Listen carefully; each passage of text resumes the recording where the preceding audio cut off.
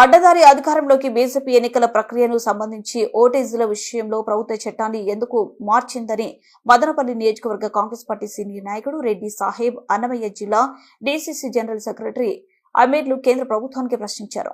ఎన్నికల కమిషన్ పై ఎటువంటి కేసు నమోదు చేసేందుకు వీలు లేకుండా 2023లో చట్టం చేసింది. ప్రధాని మోదీ అమిత్ షాలకు సాయం చేయడంతో పాటు ఓటు చోరీలో పాలు పంచుకుంటున్నందుకు ఎవరు చర్యలు తీసుకోకూడదని దీన్ని రూపొందించారా అంటూ వారు కేంద్ర ప్రభుత్వానికి నిలదీశారు.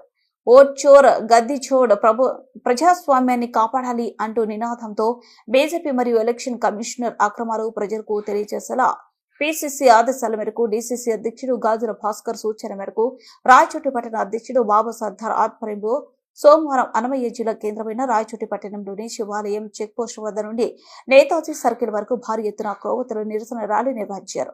ఈ కార్యక్రమంలో జిల్లాలోని అన్ని నియోజకవర్గాల కోఆర్డినేటర్లు, నాయకులు, చిన్నమండెం మండల అధ్యక్షుడు షబీర్ ఖాదర్ ఖాన్, అమీర్ భాషా, చెన్నకృష్ణ, రమణమ్మ, సృజనారెడ్డి, రియాజ్, రఫీ, ఈర్షాద్ తదితరులు పాల్గొన్నారు. కేంద్రంలోనూ ప్రతి ఒక్క నియోజకవర్గంలోనూ మన బీజేపీ వాళ్ళు చేసిన దొంగ ఓట్ల పరిణామాన్ని నీతిగా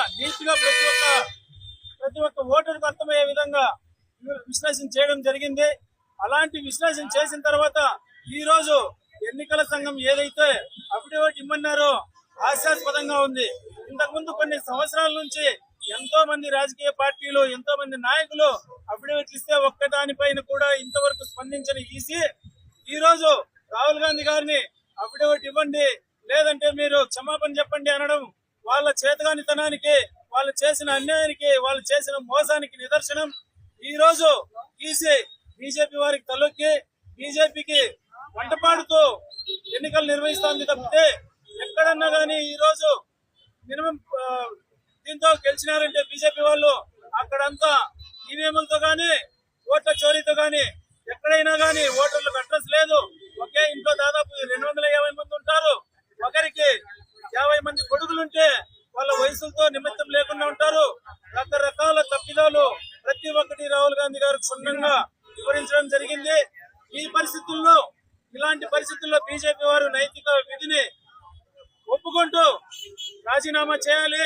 రాహుల్ గాంధీ గారి ఏదైతే వాళ్ళు చూపించారో దాన్ని అంగీకరించాలి. అంతవరకు దేశం యావత్తు ఈ ఉద్యమాన్ని నిలుపం. అదే విధంగా నిన్నటి నుంచి బీహార్ లో రాహుల్ గాంధీ గారు ఏదైతే